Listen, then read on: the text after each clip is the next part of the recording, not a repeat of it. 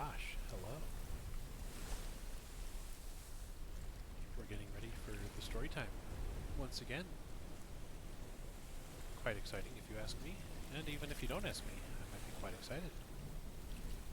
Happy as a clam in the month of whatever clams are happiest. Oh, and here we are. Ready for whatever comes our way. As we send out invites and make sure that at least one person will be here.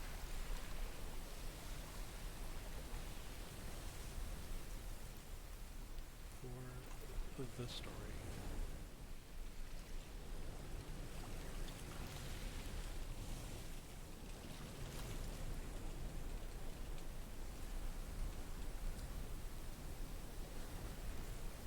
Fortuitous.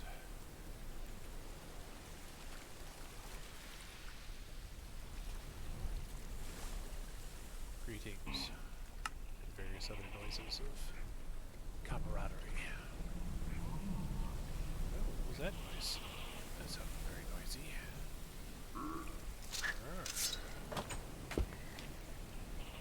My goodness, it's dark. Oh, hey, buddy. I'm so glad you're not fighting back because, my gosh, it'd be a rough night if we were fighting back. Congrats. Ooh, octine ore.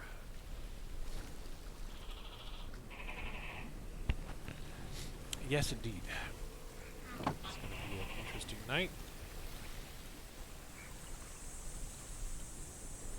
And I'm sinking already.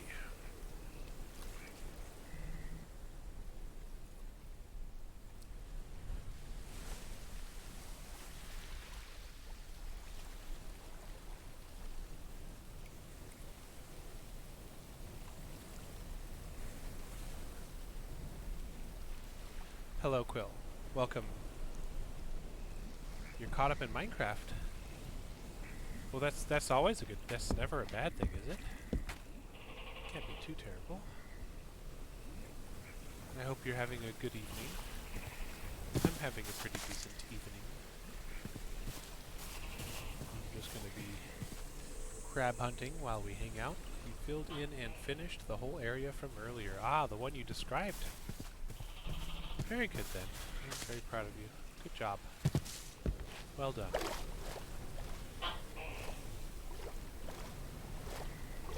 Why, yes indeed.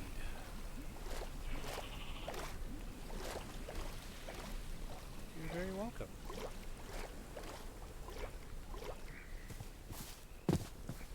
That crab is going to come get me, and I'm going to regret it. Hello, crab. Wham! Where is he at? Oh, blind slap and got him. 5 points.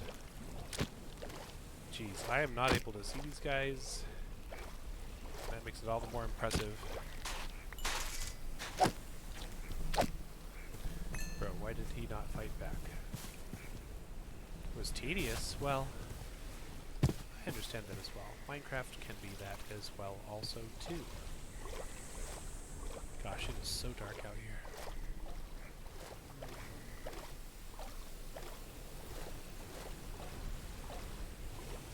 We are going to probably only do one story tonight, depending on how long it is. Even if it is Cinderella, I am feeling a little bit extra sleepy today. As early in the day as it is. But let's see.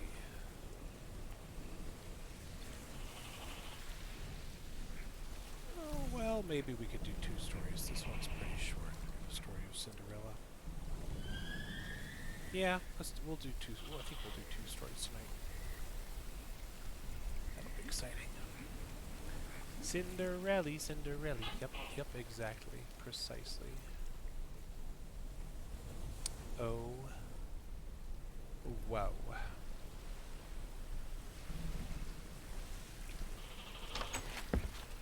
Do you think I'll be able to get sulfur torches? Hello, ducks. Game Boy emoji. Very nice.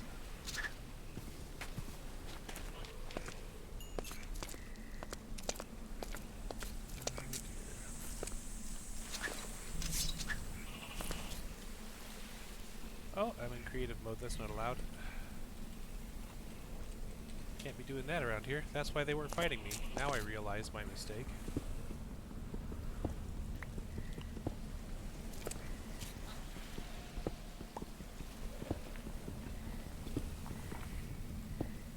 The entire first part of the game. Miss Story? I'll be starting in about 10 minutes. Hi, Cinder. Hello. Welcome in. Come on in. Yeah, we're getting ready for story. Apparently the first 5 minutes of my gameplay was me in creative mode, thinking I wasn't in creative mode, going like, why aren't these things attacking me? I was like, well, that's why. They're not programmed to attack players who are in creative mode. Oh, that's embarrassing. I left long? I'm not following, I'm sorry.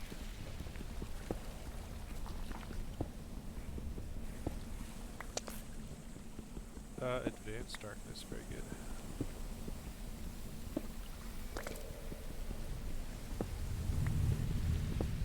Okay. Well, let's get out of this mess. I can jump up against a wall. It's what I'm best at.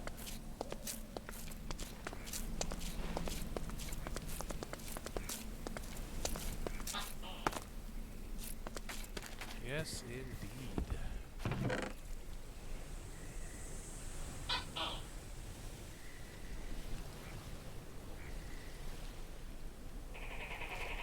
Well, we've got at least a little bit more food.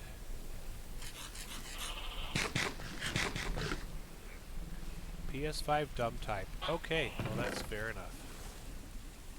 Welcome on in. Glad to have you all here. I've got work tomorrow. That's exciting. You know, for one who works. Work. So excited.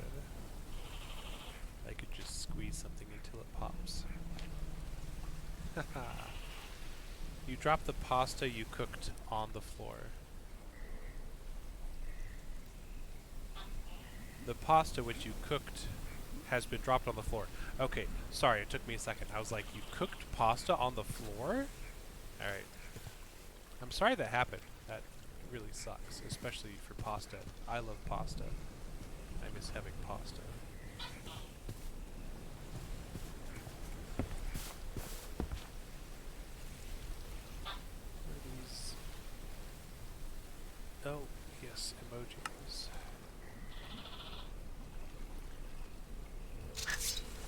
By goshly. Tacos are good also, yes. I very much agree.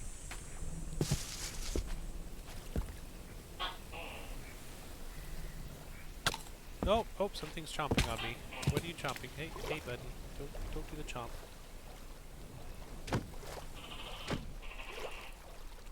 Gosh, I wish I could shoot my sword, if that makes sense, in the most... Oh, there, got him. Haha. Shoot my sword, just like Link from The Legend of Zelda. Tacos are the deliciousest, if I do say so myself, right after this snail that I'm hunting.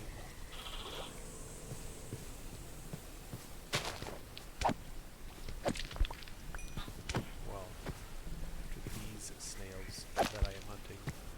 Hunting multiple of them. Zlop. Gosh.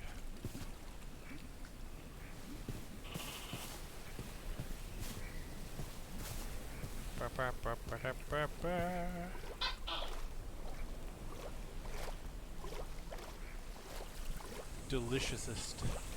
That's a good word. Ooh. My inbox has one mail. Oh, they think I'm saving my pictures of my cats to iCloud. Haha, who cares? I'm saving my pictures of my cats on my phone, not to the iCloud. Not intentionally, anyway.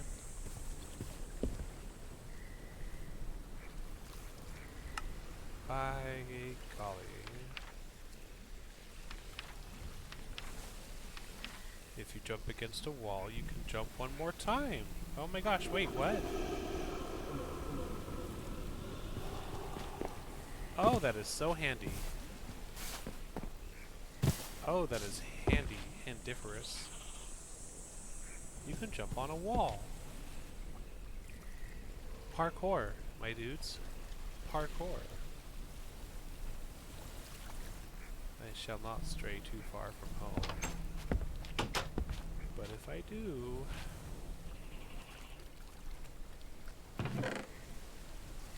by golly.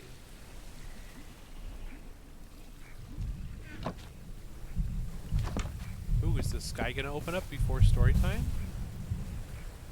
I can hear the rumbling and the server backup. Rumble, rumble. So excited for Cinderella, my goodness. We are here and excited all at once. Let the sky be part. You know what? In fact, let's see what happens. Gosh, I can't even see. Hold on.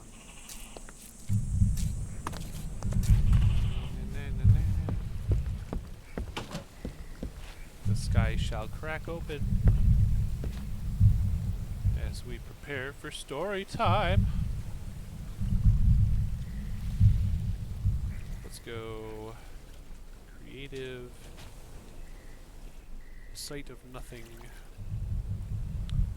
Oh, look how exciting. The next time we come to story time, there will be this little buddy here to greet us.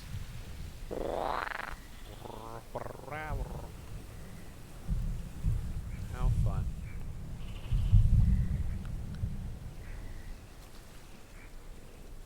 All right.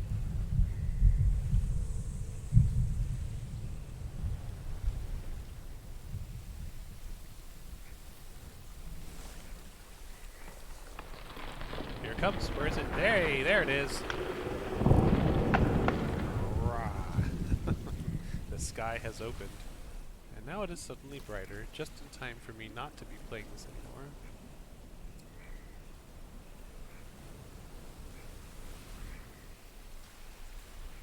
Oh dear.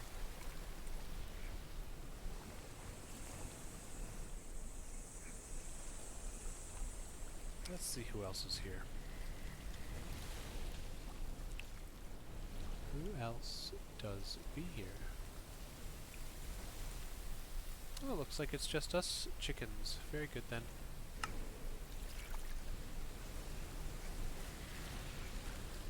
Very good. Ducks, Quill, and Cinder.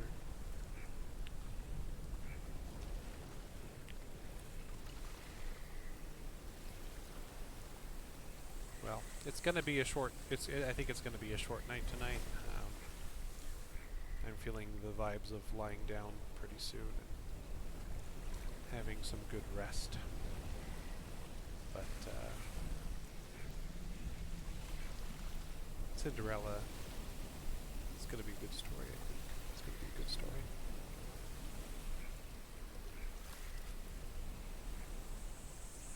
Yeah, it is a tired day.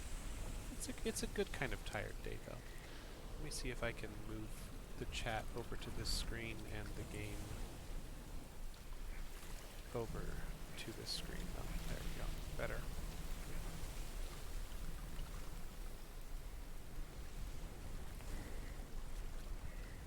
I can see all of you chatting most beautifully.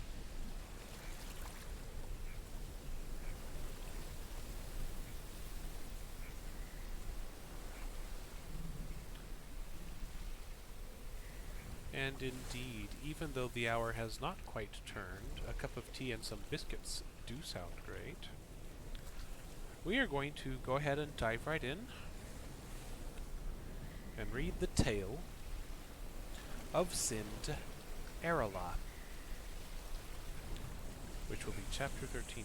And by the way, this flick that you see is actually the book ribbon that keeps my place in the book. I'm flicking it over. And so we shall begin the story of Cinderella and the cup of tea and some biscuits. A la Cinder. There was once a rich man whose wife became ill. When she felt she was near to death, she called her only daughter to her bedside. "My dear child," she said, "be as good as gold and as meek as a lamb, and the blessed Lord will always protect you." When she said these words, she closed her eyes and died. Every day the girl went to her mother's grave near the dovecote and wept, and she was as good as gold and as meek as a lamb. When winter came, the snow lay like a white cloth over the grave, and when the spring sun came and took the snow away, the man married another wife. His new wife had 2 daughters. They were beautiful, but they were hard, selfish, arrogant hearts. After the wedding, all 3 moved into the house, and then things began to go badly for the poor stepdaughter. "Why should that stupid goose sit in the parlor with us?" the sisters would say. "If she wants to eat bread, she must earn it. The kitchen's the place for her." They took away the beautiful clothes her mother had made for her and gave her a shabby gray dress and wooden shoes. "Look at Princess Perfect now, dressed to kill," they jeered as they led her to the kitchen. She was made to work like a slave from morning till night. She had to get up at daybreak, carry water from the well, clean the fireplaces and make the fires, cook all the food and wash all the dishes. But that wasn't all, because the sisters did everything they could to make things worse for the poor girl. They mocked her, they made fun of her to their silly friends, and they had a special torment that never failed to amuse them. They would scatter dried peas or lentils in among the ashes, so she had to sit on the floor and pick them all out again. And when she was worn out at the end of the day, could she look forward to a comfortable bed? Not a bit of it. She had to sleep on the hearth, in among the ashes and the cinders. And she never had a chance to wash and clean herself, so she always looked dusty and grubby. Because of that, they found a special name for her. What shall we call her? Ashy Face? Sooty Bottom? Cinderina? Cinderella! That's it! One day their father had to go to the town on business, and he asked his stepdaughters what they'd like him to bring back for them. "Clothes," said one. "Lots of lovely dresses." "Hello, Hendrina. Welcome in." "Jewels for me," said the other. "Pearls and rubies and things." "And what about you, Cinderella?" he said. "Father, just bring me back the first branch that brushes against your hat on the way home." So he came back from town with beautiful dresses for the one, and costly jewels for the other. And he'd ridden through a thicket on the way home, and a hazel branch had brushed his hat. So he'd broken it off the tree and brought it home for Cinderella. She thanked him and planted it at once on her mother's grave. Her tears watered it, and it grew into a lovely tree. She tended it 3 times a day, and it was a favorite for the birds, too, for doves and pigeons used to perch in it. One day an invitation came from the royal palace. The king was holding a great festival that was to last for 3 days, and all the young ladies in the kingdom were invited, so that the prince could choose a bride. When the 2 stepsisters heard of it, they were thrilled and started getting ready at once. "Cinderella, come here. Hurry up, girl. Brush my hair. Don't pull. Be careful. Now polish the buckles on our shoes. Let my dress out under the arms. Give me that necklace of your mother's. Put my hair up like the girls in this picture. No, not that tight, you fool." And so on, and so on. Cinderella did everything they asked, but she wept because she would have liked to go to the ball as well. She pleaded with her stepmother. "You? Go to the ball? Who do you think you are? You're a dirty little slattern. That's all you are. And how do you think you're going to manage at a high society ball with no charm, no looks, and no conversation to speak of? Back to the kitchen, child." But Cinderella persisted, and her stepmother finally lost her patience and threw a bowl of lentils into the ashes. "Pick those out in 2 hours," she said, "and sort them out, good from bad, and you can come to the ball." Conversation. Cinderella went out through the back door and into the garden. She stood under the hazel tree and said, "Turtle doves and little pigeons, all the birds beneath the sky, help me pick the lentils out from the ashes where they lie, all the good ones in the pot, and all the others in your crop." Yeah. It's gaslighting. 2 turtle doves flew down through the door and into the kitchen, and started to pick at the lentils in the ashes. They nodded their heads and went pick, pick, pick, pick. And then some wood pigeons came, and laughing doves, and collared doves, and stock doves, and rock doves, and joined them in the ashes, going pick, pick, pick, pick. In less than an hour they were finished, and they all flew out of the door and away. The girl took the bowl to her stepmother, thinking that now she'd be allowed to come to the ball. "That's no good," said the woman. "You've got nothing to wear, and you don't know how to dance. Do you want them all to laugh at you?" And she threw 2 bowls of lentils into the ashes and said, "Sort those out. Go on. If you can do it in under an hour, you can go to the ball." And she thought, she'll never manage that. Cinderella went out through the back door again. She stood out and under the hazel tree and said, birds of the air, whatever you be, come to the shade of the hazel tree, and in the ashes peck about, and help me sort the lentils out, all the good ones in the pot, all the others in your crop." So down flew 2 white doves, and they flew straight into the kitchen and started pick, pick, pick, pick. Then came a pair of robins, and then a pair of blackbirds, and then a pair of wagtails, and then a pair of song thrushes, and then a pair of missel thrushes, and then a pair of wrens, and they all went pick, pick, pick, pick. They very much did neglect the hazel tree, Andrina. Before half an hour had passed, Cinderella took the bowls to her stepmother. The poor girl was innocent enough to think that this time the woman would say yes. "It's no use," her stepmother said. "You haven't got any shoes worth being seen in. Do you think you can come to a ball wearing a pair of wooden clogs? What sort of simpleton will people think you are? We'd be ashamed to be seen in your company." And off she went with her 2 daughters, leaving Cinderella on her own. First she washed herself from head to toe, and brushed her hair till not a speck of ash or soot remained. Then she went out of the back door and whispered to the hazel tree, "Hazel tree, be kind to me. Shake your leaves and set me free. I'm very poor, and I confess I'd love to wear a pretty dress." "What color?" whispered the leaves.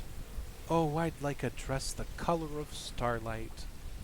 There was a little shake among the leaves, and there hanging on the lowest branch, just beside her, was a beautiful ball gown, the color of starlight, together with a pair of silken slippers.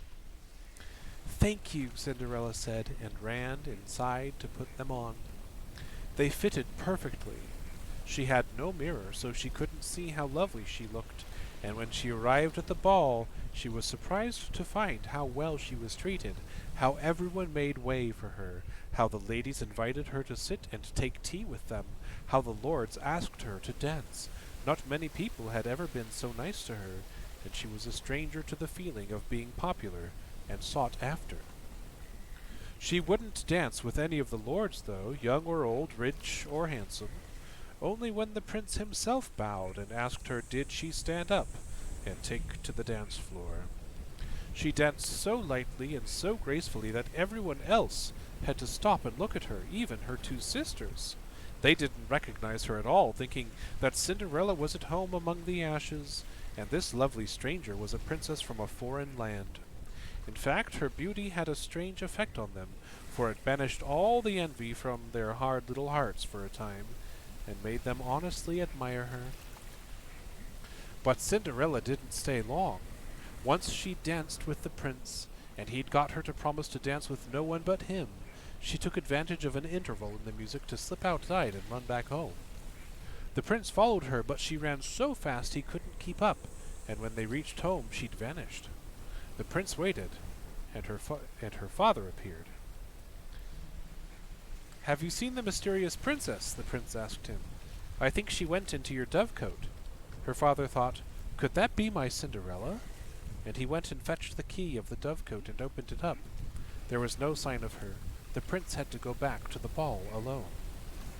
Cinderella had slipped out of the back of the dovecote, taken off the starlight-colored dress and the silken slippers, and put them on their hanger and hung it on the hazel tree. There was a sort of shiver, and they disappeared. Then she lay down in her old clothes by the cold fireplace. When her stepmother and sisters came home, they woke her up to help them out of their corsets, because they could hardly breathe. "Oh, that's better," said one. "Oh, Cinderella, you should have been there," said the other. "What a sensation!" they went on. "There was a princess from a foreign land. No one knows her name, and the prince wouldn't dance with anyone else. She was so lovely you wouldn't believe it. I can see her still. She had the loveliest dress on, just the color of starlight. I can't imagine where you could get such a dress. There's no one in this country who could make one like it. Why, Cinderella, you wouldn't believe it, but she made everyone else, even us, look just a little dowdy." Next day they spent even longer getting ready. Cinderella had to brush their wiry hair with 100 strokes, and lace their corsets even tighter, and polish their shoes till they could see their faces in them. As soon as they'd gone, she ran outside to the hazel tree and whispered, "Hazel tree, oh hazel tree, shake your leaves again for me.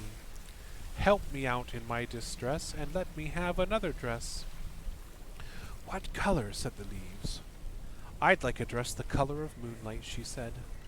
There was a rustle, and there it was on the hanger right next to her, a dress the soft silver color of moonlight, and a pair of silver slippers. "Thank you," she whispered, and ran to put them on, and hastened to the ball. This time the prince had been waiting for her, and as soon as she appeared he hurried to her side and asked her to dance. When anyone else asked her, he said, "This lady is my partner in every dance." So the evening passed like the one before, except there was even more excitement and speculation among the lords and ladies. Who could this lovely stranger be? She must be a princess from a great and wealthy kingdom, but no one knew and no one noticed when she slipped away except the prince himself. He ran after her through the dark, and followed her as far as her house. In the garden there was a beautiful pear tree covered in heavy fruit. Cinderella climbed up nimbly and hid among the branches, and the prince had no idea where she'd gone. When Cinderella's father came home, he found the prince still there. "I think she climbed that tree," he said. The father thought, surely that couldn't be Cinderella. He brought an axe and cut down the tree, but there was no one there among the branches. Cinderella had slipped down the other side, taken the moonlight-colored dress back to the hazel tree and gone inside to curl up in the ashes, as usual. On the third night everything happened as before. The stepmother and sisters went off to the ball, and Cinderella whispered to the hazel tree, "Hazel tree, oh hazel tree, send another dress for me. This is the last night of the ball, so let it be the best of all." "What color?" rustled the leaves. "This time I'd like a dress the color of sunlight," she said. And once more the tree shivered, and down fell a dress so lovely that Cinderella hardly dared to touch it. It was pure gold, and it shone and gleamed like the morning sun, and there was a pair of golden slippers to wear with it. "Thank you," said Cinderella.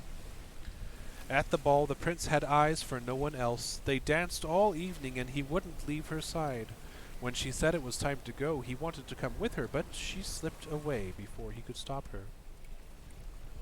This time, though, he'd laid a trap. He told his servants to spread pitch on the stairs, and as she ran down, one of her slippers got stuck, and she had to leave it behind. The prince picked it up and wouldn't let anyone else touch it. He cleaned off the pitch and found that it was pure gold. In the morning there was a proclamation made throughout the whole kingdom. Whoever lost her slipper at the prince's ball may come and claim it from the palace, and the prince will marry whoever it fits. Noble ladies and servant girls, peasants and princesses came from all over that kingdom, and from many kingdoms besides, but not one of them could put her foot in the slipper. Finally the choice came down to Cinderella's stepsisters. As it happens, their feet were their best feature, being shapely and well-formed, and each of them thought she could wear the slipper. But just in case, their mother took the first sister aside and whispered to her, "If it doesn't fit, take this knife and cut a bit off your heel. It'll only hurt for a bit, and you'll be queen." The first sister went to her bedroom to try. She couldn't get her foot in, so she did as her mother said, and sliced off a bit of her heel, and jammed her foot in the slipper and limped out, trying to smile. The prince had to do as he'd said, and he accepted her as his bride, and helped her up onto his horse. But as he was riding away, the doves called from the hazel tree, "Roo-coo, coo, roo-coo! There's blood in the shoe. Her foot's too wide. This isn't the bride." Yikes. The prince looked down and saw that they were right. Blood was dripping from the slipper. He turned the horse around and went back. The mother said to the second sister, "If it doesn't fit, cut off your big toe. It won't hurt much, just a twinge, and you'll marry the prince." The second sister did as her mother had said, and the prince set on his horse and began to ride away. But the doves called again from the hazel tree, "Roo-coo, roo-coo! There's blood in the shoe. Her foot's too long. The girl is wrong." It won't hurt much. The prince took her back and said to the father, "I'm sure I followed the mystery princess to this house. Haven't you got another daughter?" "Well, there's only Cinderella," said her father, "but surely it can't be her." "It can't possibly be her," said the stepmother. "We can't let her out, your royal highness. She's much too dirty to be seen." "If you have another daughter, I insist on seeing her," said the prince. "Bring her out at once." So they had to fetch Cinderella from the kitchen. She wouldn't come till she'd washed, and of course they had to rinse out the golden slipper, as there was so much blood. So the prince had to wait, but finally Cinderella came in and curtsied, and his heart beat hard in his chest at the sight of her, and she sat down, and he fitted the slipper on her foot, and it slipped on and fitted her perfectly, just like that. "This is my bride," he said, and took her in his arms. The stepmother and sisters turned ghastly pale, and nearly bit their own fingers off with rage and mortification. The prince set Cinderella on his horse and rode away, and the doves in the hazel tree called, "Roo-coo-coo! Roo-coo-coo! No blood in the shoe. It's not too tight. This bride is right." Then they flew down and landed on Cinderella's shoulders, one on each side, and they were stayed. And there they stayed. I guess both make sense. At the wedding, the two stepsisters were keen to toady to the royal couple, hoping to share in Cinderella's good luck. When the prince and his bride walked into the church, the older sister walked on their right and the younger sister on their left. and the doves flew down and pecked out one eye from each of them.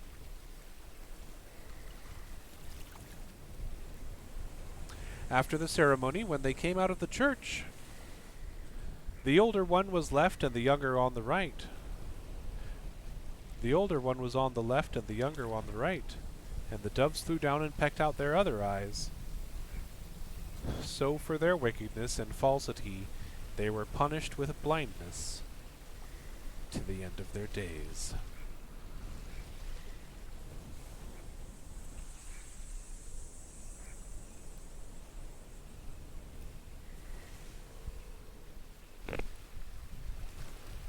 Great! Wow. Okay. My goodness gosh. That was pretty wild.